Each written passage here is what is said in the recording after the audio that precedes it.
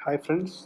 आज की क्लास में हम डिस्कस करेंगे प्रेजेंट कंटिन्यूअस टेंस के बारे में। ठीक है, जैसे हमारा टेंस का सीरीज चल रहा है, इसमें हम पढ़ेंगे प्रेजेंट कंटिन्यूअस टेंस क्या होते हैं, इनको कैसे पहचानते हैं और इनको कौन कौन से तरीके से हम इन सेंटेंसेस को इंग्लिश में कन्वर्ट कर सकते हैं। चलिए स्टार्ट करते हैं।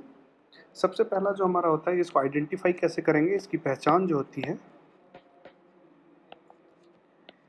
प्रेजेंट कॉन्टिन्यूअस सेंटेंसेस की जो पहचान होती है वो ये बताती है कि वैसे वाक्य या वैसे सेंटेंस जिसमें काम का जो काम है, जो वर्क है, वो जारी रहता है। मतलब आप जो भी सेंटेंस पढ़ेंगे उसमें आपको ये चीज़ फील हो जाएगी कि वो काम अभी जारी रह रहा है, यानी वो चल रहा है, तो हम उसे प्रेजेंट कंटिन्यूअस टेंस मानेंगे। ठीक है, इसमें जो है काम का जारी होने का समय नहीं बताया जाता, किस समय जारी है, कैसा जारी है, लेकिन ये आपको पता चल जाएगा कि ये सेंटेंस काम को जारी रखते हैं। इन वाक्यों के अंत में क्या होता है, रहा है, रही है,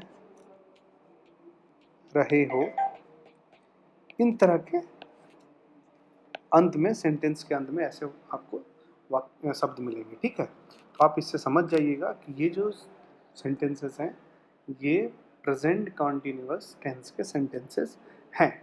चलिए, अब सबसे पहले जो प्रेजेंट कॉन्टिन्यूअस में जो उसका सिंपल सा जो सेंटेंस होता है वो कैसा होता है, यानी कि जो अफर्मेटिव सेंटेंस होता है वो कैसा होता है, वो देखते हैं हम। अफर्मेटिव सेंटेंस,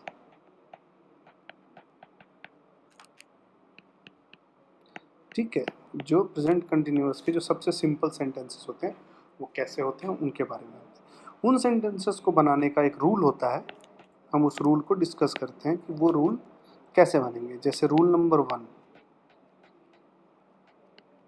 रूल नंबर 1 क्या कहता है कि जिस सेंटेंस के अंदर अगर जो करता है वो ही,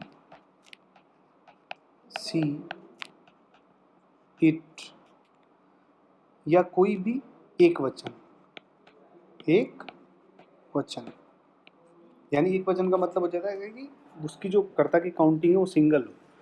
एक वचन नाउन, अगर हमारा कर्ता ऐसा आता है तो उन वाक्यों को बनाने के लिए हमारा जो रूल होता है वो क्या होता है, इन सभी के सब्जेक्ट के साथ हम इसमें हेल्पिंग वर्ब जो होता है वो इज का यूज करते हैं।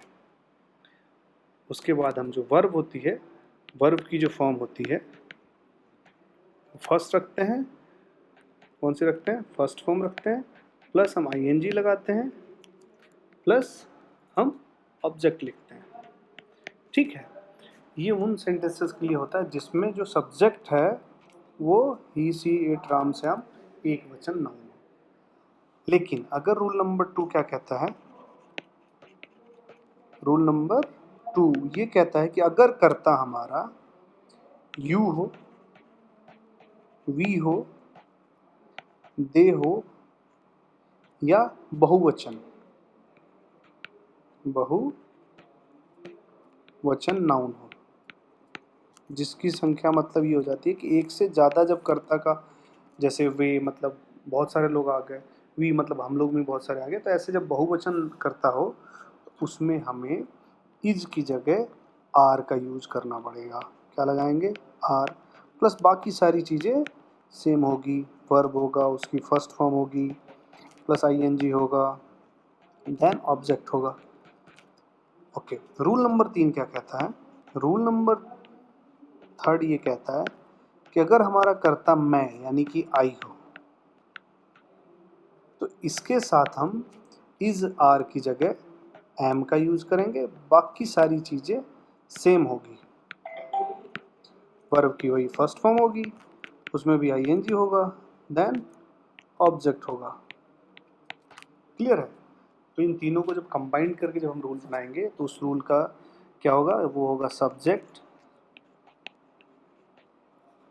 Plus is are am according to subject use करेंगे आप इसको, प्लस वर्ब की first form plus ing plus object.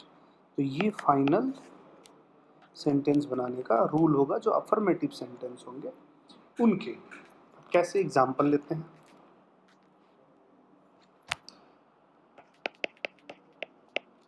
Ram पत्र लिख रहा है। राम पत्र लिख रहा है। रहा है पहचानने का, अंत में आप चले जाइए। रहा है, राम पत्र लिख रहा है, यानी कि वो काम अभी चल रहा है और कितने देर तक चलेगा कोई समय इसमें नहीं निर्धारित है। तो मैंने आपको क्या बताया था पहचान के लिए कि इन वाक्यों में काम जारी रहता है ये पाया जाएगा, और काम कब तक जारी रहेगा इसमें कोई समय नहीं दिया होगा। तो इस समय पता चल गया कि प्रेजेंट कॉन्टिन्यूअस टेंस के ये वाक्य हैं।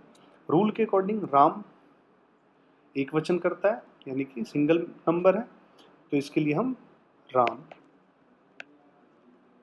इज क्यों यूज किए हैं, क्योंकि मैंने आपको बताया था कि इज सिंगल पर्सन के लिए एक वचन के लिए हम इज का यूज करेंगे एक सिंगल नंबर के लिए।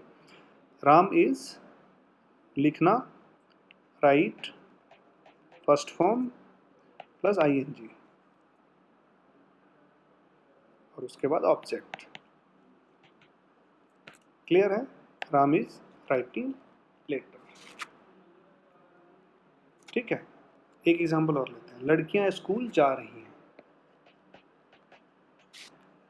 लड़कियां स्कूल जा रही हैं और स्कूल जा रही हैं। वो कब तक जाएंगी इसका कोई समय निर्धारित नहीं है, और वो कब जा रही हैं इसका भी कोई समय निर्धारित नहीं है। लड़कियां यानी कि एक वचन नहीं है, ये बहुवचन हो गया, तो हमें यहाँ पे इज की जगह आर यूज करना पड़ेगा। द गर्ल्स आर, जाना यानी कि गो, ing लगाना है हमें, गोइंग टू, ऑब्जेक्ट यानी कि स्कूल। क्लियर है। अब देखिए आगे बढ़ते हैं, एक एग्जांपल और लेते हैं। मैं गाना गा रहा हूँ। मैं गाना गा रहा हूँ। रहा हूँ, गाना गा यानी कि कब तक गाएगा, किस समय गा रहा है इसकी कोई चर्चा नहीं हो रही। ठीक है, मैं के साथ आपको मैंने क्या बताया था, मैं के साथ एम का यूज होगा। तो आई एम सिंग यानी कि गाना, ing में लगाना है सिंगिंग सॉन्ग।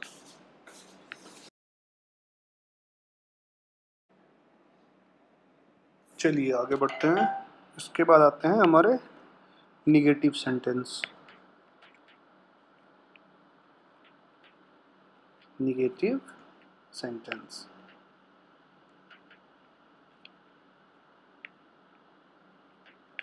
जो निगेटिव सेंटेंसेस होते हैं उनको हम कैसे बनाएंगे।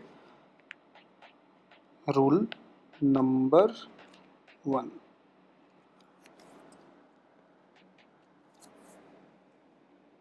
ऐसे वाक्यों में हम इज आर एम के बाद नॉट लगा देंगे। सिंपल सा फंडा है, जैसे ही हमारा जो हेल्पिंग वर्ब है इज आर एम, इसके जस्ट बाद हम नॉट का यूज कर देंगे, तो हमारे जो निगेटिव सेंटेंस होंगे प्रेजेंट कंटिन्यूअस के वो बन जाएंगे। बाकी सेम रूल रहेगा एफर्मेटिव सेंटेंस का। बता देता हूँ रूल कैसे रहेगा। सबसे पहले subject, then is are am, is are am आप जोड़ेंगे अकॉर्डिंग टू सब्जेक्ट के, plus not and plus verb की फर्स्ट फॉर्म प्लस ing, उसके बाद ऑब्जेक्ट। तो इस रूल से हम जो भी निगेटिव सेंटेंसेस होंगे उनको बनाएंगे। अब देखिए एग्जांपल लेते हैं और भी क्लियर हो जाएगा। मैं मुंबई नहीं जा रहा हूँ। मैं मुंबई नहीं जा रहा हूँ। जा रहा हूँ, नहीं का मतलब निगेटिव, इन सेंटेंस को बनाने के लिए जो रूल है उसके अकॉर्डिंग चलते हैं। मैं यानी कि आई, इज आर एम से सब्जेक्ट के अकॉर्डिंग एम, फिर हम नॉट यूज करेंगे, फिर वर्ब की हमने फर्स्ट फॉर्म यूज करनी है गो, साथ में आईएनजी लगाना है तो गोइंग टू मुंबई। ठीक है, चलिए एक एग्जांपल और लेते हैं। वे बाजार नहीं जा रहे हैं, वे बाजार नहीं जा रहे हैं। ठीक है, रहे हैं पहचान है इसकी सेंटेंसेस की। वे यानी कि they, according to they is are am में से हम आर जोड़ेंगे, are not going to market. Clear है? अब देखिए एग्जाम्पल और लेते हैं। वह अपनी गुड़िया से नहीं खेल रही है, वह अपनी गुड़िया से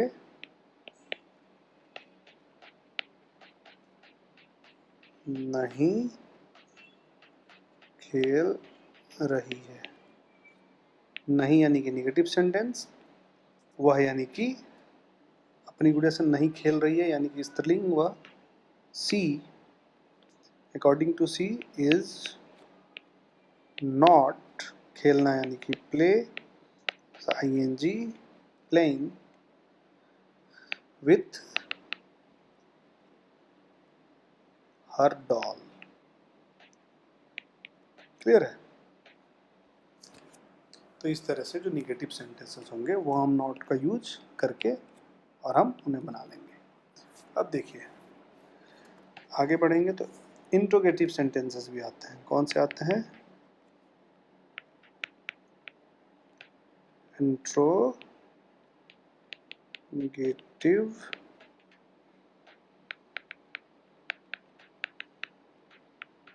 सेंटेंस। इंट्रोगेटिव जो सेंटेंस होता है उसके लिए हम रूल नंबर 1 देखते हैं। रूल नंबर 1 क्या कहता है? रूल नंबर 1, अगर वाक्य के स्टार्टिंग में कोई भी वाक्य है उसके स्टार्टिंग में इज, आर, एम ये तीनों है, वो किसी भी वाक्य को जब हम ट्रांसलेट करेंगे इंट्रोगेटिव सेंटेंस में तो इनको हम सब्जेक्ट से पहले यूज करेंगे। ठीक है, उसके बाद हम वर्ब का फर्स्ट फॉर्म रखेंगे, साथ में हम आईएनजी लगाएंगे एंड देन ऑब्जेक्ट लगाएंगे। तो जो भी इंट्रोगेटिव सेंटेंस होगा उसमें is, are, am according to subject हम सब्जेक्ट के पहले रखेंगे वाक्य में। कैसे रखेंगे अब देखिए, जैसे एग्जाम्पल है, क्या लड़कियां कमरे में पढ़ रही हैं? लड़कियां कमरे में पढ़ रही हैं। इंट्रोगेटिव है तो इसलिए हम यहाँ पे क्वेश्चन मार्क लगाएंगे। पहचान हो गई इंट्रोगेटिव की, यानी कि क्या आ गया सबसे पहले, वाक्य के स्टार्टिंग में ही क्या आ जाता है तो आप समझिए इंट्रोगेटिव सेंटेंस है। तो हमें अकॉर्डिंग टू लड़कियां, लड़कियां क्या है? बहुवचन हो गया तो आर आएगा। बहुत सारी लड़कियां, are the girls reading in the room. Read मतलब पढ़ना, साथ में आईएनजी लगाना है, then object in the room. ठीक है, देखिए रूल नंबर 2 क्या कहता है?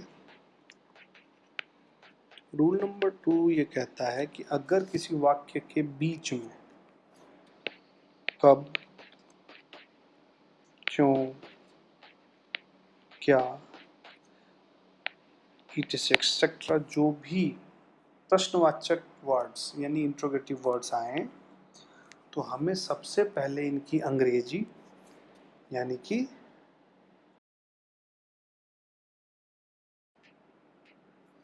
तो सबसे पहले इनकी अंग्रेजी व्हेन, व्हाई एंड व्हाट, इनकी अंग्रेजी लिख लीजिए। उसके बाद आप is, are, am plus subject plus same verb की फर्स्ट फॉर्म और आईएनजी देन ऑब्जेक्ट। तो इस तरीके से हम जब किसी वाक्य के बीच में कब, क्यों, क्या और एक्सेट्रा प्रश्नवाचक वाक्य आते हैं तो हम वहाँ पे उनकी सबसे पहले अंग्रेजी इज, आर, एम और लिखते हैं। जैसे एग्जांपल लेते हैं, तुम वहाँ क्यों जा रहे हो, तुम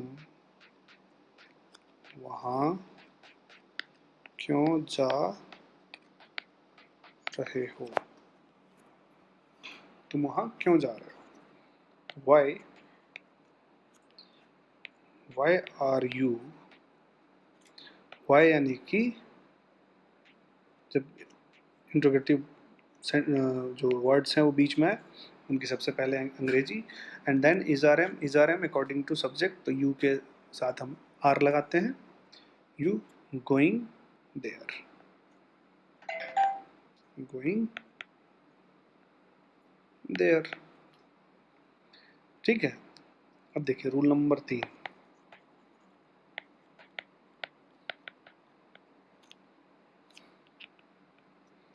रूल नंबर 3 क्या कहता है। रूल नंबर 3 कहता है कि अगर किसी वाक्य में कितना यानी कि हाउ मच, कितने यानी कि हाउ मेनी, कौन सा यानी कि विच, ऐसे अगर इंट्रोगेटिव वाक्य आए तो इनके संबंधित नाउन भी उसके साथ ही आते हैं। इनके जो साथ नाउन भी आएंगे वो इनके संबंधित ही होंगे।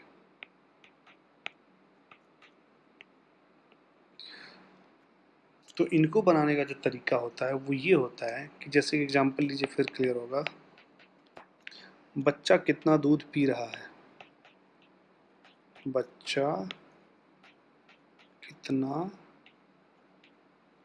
दूध पी रहा है तो ये प्रश्नवाचक वाक्य ही, लेकिन यहाँ पे जो कितना होगा उसका यूज हम करते हैं how much.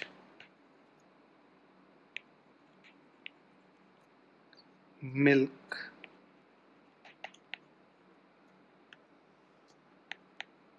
Is the child drinking. Is क्यों लगाया, बच्चा अकॉर्डिंग टू सब्जेक्ट, सिंगल बच्चे की बात हो रही है,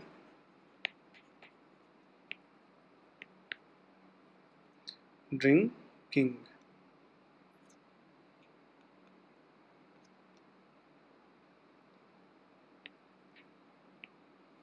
क्लियर है। अब देखिए हाउ मच कितना के लिए यूज किया, देन हमारा जो दूध, ये हाउ मच कितना दूध, मैंने भी बताया था कि नाउन संबंधित, तो कितना के साथ दूध भी साथ में ही आएगा। तो हाउ मच मिल्क पूरा साथ में रहता है, कभी भी अलग नहीं होगा। तो how much milk according two is subject के अनुसार एंड प्रिया पीना। तो इस तरीके से ये वाले सेंटेंस बनेंगे जिनके बीच में कितना, कितने, कौन सा ये आए तो आप ऐसे बनाएंगे। ठीक है। रूल नंबर 4 देखते हैं। रूल नंबर 4 क्या कहता है। रूल नंबर 4 ये कहता है कि अगर किसी वाक्य में इंट्रोगेटिव वर्ड्स ही कर्ता का कार्य करे, यानी कि जो प्रश्नवाचक वाक्य है वही कर्ता का कार्य करे, तो सबसे पहले उसकी अंग्रेजी लाएंगे, फिर इज, आर, एम लाएंगे। यानी कि जैसे मान लीजिए कौन, इसको हम लेते हैं एग्जाम्पल, यानी कि हु। अगर किसी वाक्य के अंदर हु यानी कौन ही कर्ता का रोल प्ले कर रहा है, तो इस सेंटेंस को हम कैसे बनाएंगे? सबसे पहले हम इसकी अंग्रेजी लाएंगे हु, देन हम इज, आर, एम, फिर इसके साथ हम सब्जेक्ट के अनुसार इसको लगाएंगे इज आर एम को, सब्जेक्ट, फिर वर्ब की फर्स्ट फॉर्म, साथ में आईएनजी प्लस ऑब्जेक्ट। ये उनके लिए यूज होगा जब कर्ता का काम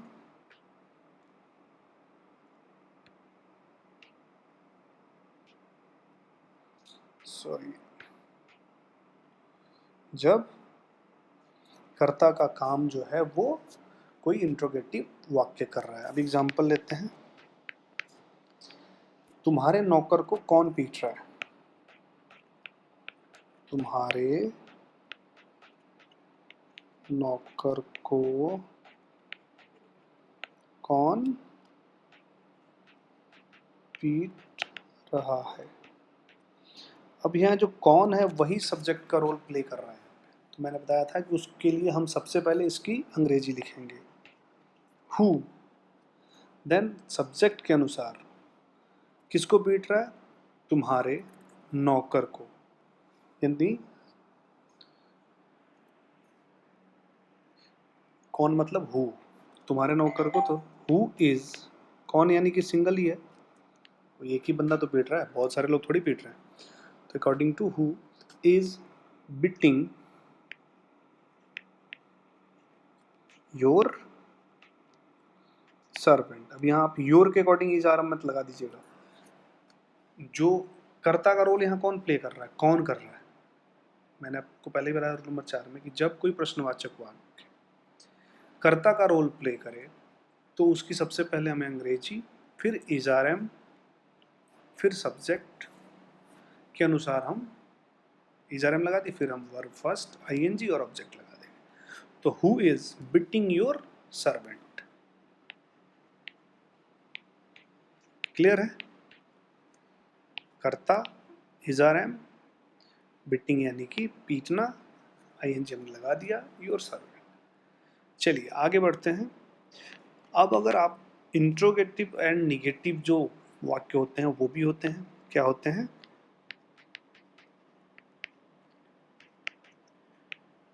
इंट्रोगेटिव, निगेटिव।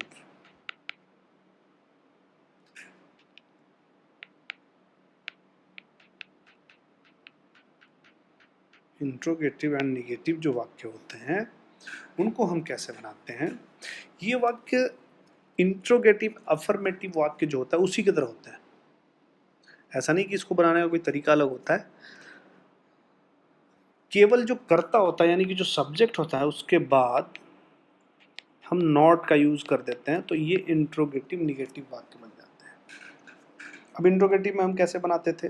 सबसे पहले हम क्या करते थे कि जो भी इंट्रोगेटिव वाक्य होंगे उसकी सबसे पहले अंग्रेजी, फिर सब्जेक्ट, फिर वर्ब की फर्स्ट इज आर एम, फिर वर्ब की first form and then object. तो इसमें हम क्या करेंगे? सब्जेक्ट प्लस नॉट, ठीक है, जोड़ेंगे, देन उसके बाद हम सारी चीज़। अब देखिए जैसे मैं एक एग्जांपल लूंगा तो आपको क्लियर हो जाएगा। क्या तुम आज स्कूल नहीं जा रहे हो? प्रश्नवाचक वाक्य है ये। क्या, तो मैंने क्या बताया था कि जब इंट्रोगेटिव वाक्य हम बना रहे थे तो सबसे पहले इज आर एम लगाएंगे। यहाँ पे भी हम तुम के अकॉर्डिंग यानी सब्जेक्ट के अकॉर्डिंग क्या लगाएंगे? आर, एंड कर्ता यानी सब्जेक्ट आर यू। क्या बोला था? सब्जेक्ट के बाद जस्ट नॉट लगाना है, आर यू नॉट, क्योंकि इंट्रोगेटिव एंड निगेटिव साथ में है। वर्ब की first form then ING, going to a school, आज यानी कि टुडे। तो इस तरीके से हम इंट्रोगेटिव निगेटिव सेंटेंसेस को बनाएंगे। सेम वैसे ही बनते हैं जैसे इंट्रोगेटिव अफर्मेटिव सेंटेंस बनते हैं, बस इसमें सब्जेक्ट के बाद आप नॉट लगा दो तो क्लियर हो जाएगा। तो आज के लेक्चर में हमने प्रेजेंट कॉन्टिन्यूअस टेंस के बारे में पढ़ा और एग्जाम्पल लिए, उनके रूल कैसे कैसे होते हैं तो इसी तरह से हम बाकी जो टेंस के पार्ट्स बचे हैं उसको भी पढ़ेंगे। तो प्लीज़ मेरे चैनल को सब्सक्राइब करिए, बेल आइकन को प्रेस करिए, ताकि जब भी हम कोई नया वीडियो अपडेट करेंगे तो आपको वो नोटिफिकेशन मिल जाए।